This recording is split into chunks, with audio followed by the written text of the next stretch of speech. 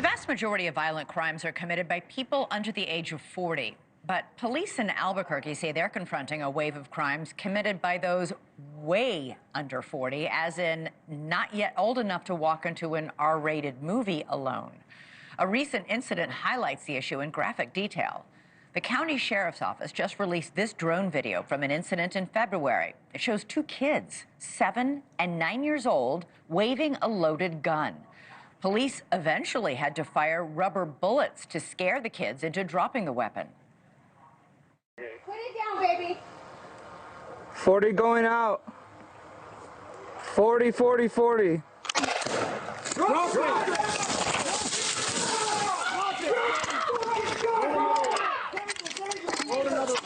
40 out. Drop it now. 40 out. 40, 40, 40. Drop the gun. Drop the gun. Put your hands up. Drop the gun. Put your hands up. The kids were not injured, but Albuquerque police say teen violence and apparently even child violence is on the rise there, and they don't have the resources to stop it. That's why they've asked their governor to send in the National Guard. Dozens of troops will deploy to the city as soon as this weekend.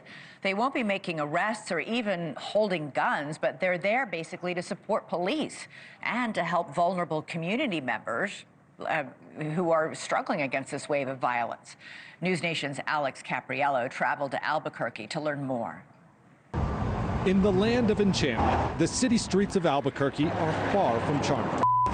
Homeless encampments clutter back alleys, syringes line sidewalks, and men sit on curbs, cuffed. The police chief tells NewsNation his officers are overwhelmed. My officers have arrested almost 4,000 people this year. They're not the problem.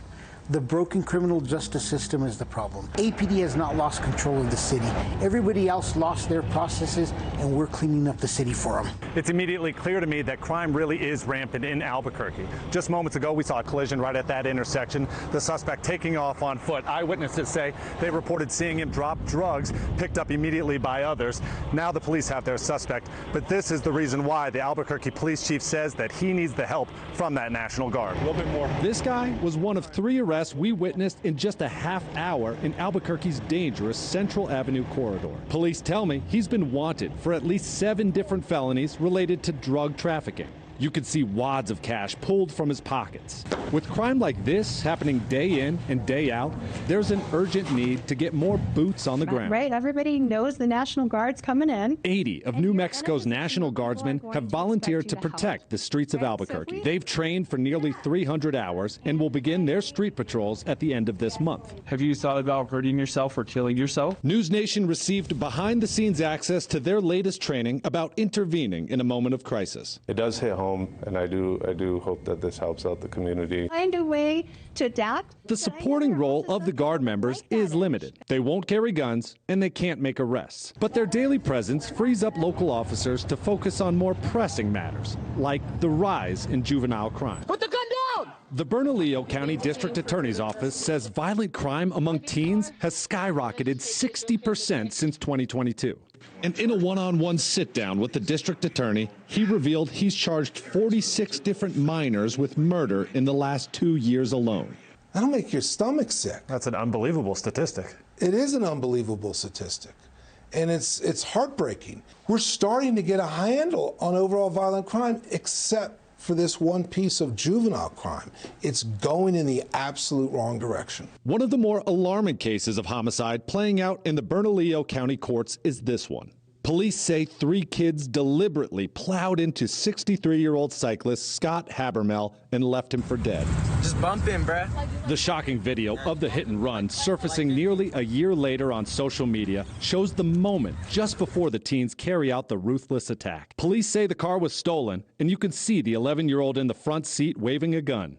The oldest in the car was 15-year-old William Garcia. Now 16, he's already been charged as an adult. The 13-year-old driver has pleaded guilty to murder and will serve the maximum sentence for juveniles. But, according to New Mexico law, will be freed once he turns 21.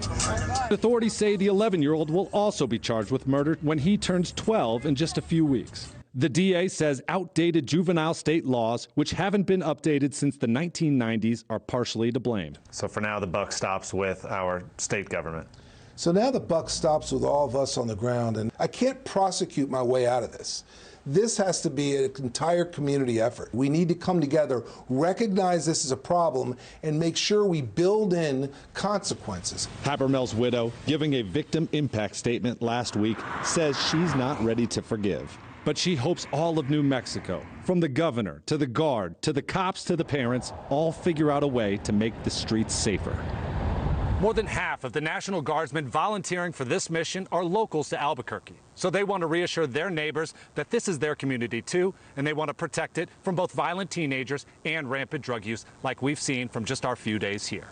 Elizabeth. All right, Alex, thank you so much reporting from Albuquerque. Thank you for watching. Subscribe below and download our NewsNation app right now on your phone, and you will get fact-based, unbiased news for all Americans.